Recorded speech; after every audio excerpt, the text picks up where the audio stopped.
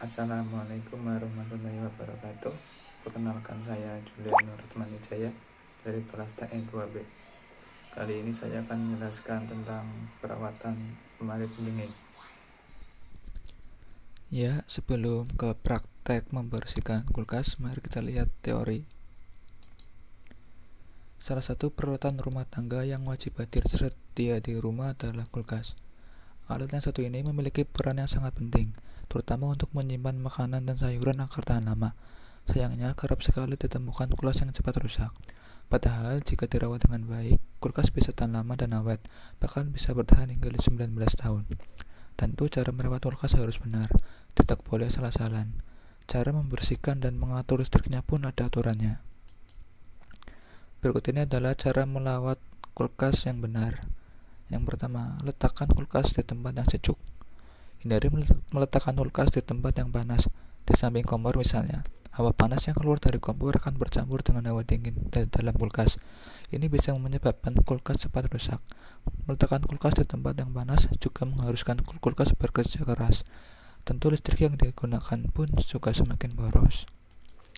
Yang kedua, jangan simpan air yang masih panas di dalam kulkas. Sama halnya dengan kompor yang mengeluarkan hawa panas, air panas juga tidak baik jika dilangsungkan disimpan di dalam kulkas. Hawa panasnya bisa membuat kulkas cepat rusak. Sebaiknya tunggu hingga air cukup dingin, setidaknya sama dengan suhu ruangan, baru kemudian dimasukkan ke dalam kulkas. Yang ketiga, isi kulkas secukupnya. Setiap kulkas memiliki kapasitas masing-masing. Jangan sampai mengisi kulkas melebihi kapasitasnya. Isi dengan makanan dan minuman secukupnya. Jika terlalu berat, bisa membuat wadah kulkas retak, bahkan pecah. Misalnya bagian rak atau lacinya. Yang keempat, kulkas harus selalu tertutup rapat. Jika isi kulkas terlalu penuh, kadang pintunya tidak bisa tertutup rapat. Hal ini harus dihindari. Kulkas harus selalu tertutup rapat agar tidak membuang listrik. Selain itu, kualitas makanan di dalamnya pun akan terjaga dengan baik. Makanan di dalam tidak akan tercemar udara atau kotoran apapun dari luar. Yang kelima, sediakan ruang antara kulkas dengan dinding. Di belakang kulkas terdapat kondensor yang mengeluarkan hawa panas. Agar hawa panas ini bisa keluar dengan baik, maka berilah ruang antara kulkas dengan dinding. Posisikan kulkas kira-kira sejauh 15-20 cm dari dinding. Dengan ini, sirkulasi udara akan berjalan dengan lancar, kulkas pun bisa bekerja dengan lebih baik. Yang keenam, atur suhu sesuai isinya. Nah, jika di dalam kulkas terdapat seperti daging dan ikan, sebaiknya suhu didinginkan.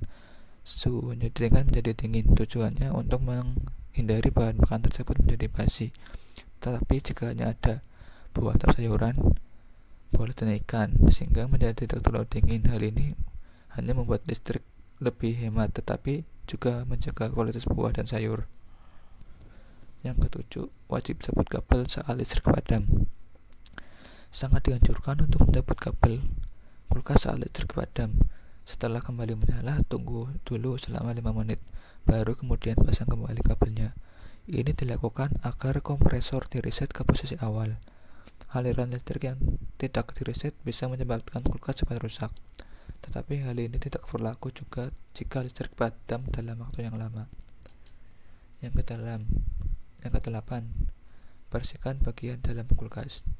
Agar tahan lama, tentunya kulkas harus dibersihkan secara berkala. Misalnya bisa 3 bulan atau 6 bulan sekali, tergantung kondisi kulkas masing-masing. Pastikan untuk mencabut kabel terlebih dahulu sebelum dibersihkan, lalu mengeluarkan isi semua kulkas sambil dipilah-pilah, siapa tahu ada makanan yang kadaluarsa. Lepas semua komponen bagian dalam kulkas. Bersihkan dingingan, spons, dan sabun. Bersihkan bagian dalam secara menyeluruh dengan cairan bersih dan secara lembut. Yang kesembilan, bersihkan bagian luar kulkas. Cara merawat kulkas selanjutnya adalah dengan membersihkan bagian luar kulkas. Bersihkan pintu dan bodi samping dengan spons dan cairan pembersih hingga tampilannya lebih terjaga dan mengetahui bila ada kerusakan kecil. Yang ke-10, bersihkan kondensor dari bagian belakang kulkas. Kotoran yang terkumpul dari debu pasti lama-kelamaan bersarang di bagian kulkas bagian belakang. Karena itu, pastikan untuk membersihkannya. secara berkala. Jika bebas dari debu, maka hawa panas yang keluar dari kondensor tidak akan terhalang. Kerja kulkas menjadi lebih baik. Sebaliknya, jika dibiarkan terlalu lama, kotoran dan debu bisa berkarang di kondensor. Yang ke-11, hindari mengatur suhu kulkas terlalu rendah. Seringkali ini terjadi saat membuat es batu. Supaya cepat jadi, suhu diturunkan sampai sangat rendah, atau pada saat menyimpan es krim di freezer. Suhu yang diset terlalu rendah akan membuat kulkas bekerja ekstra. Ini membuat listrik boros. Jika dilakukan terlalu sering, juga bisa merusak kulkas. Berikut adalah teori, mari kita langsung saja dipraktekkan cara membersihkan kulkas.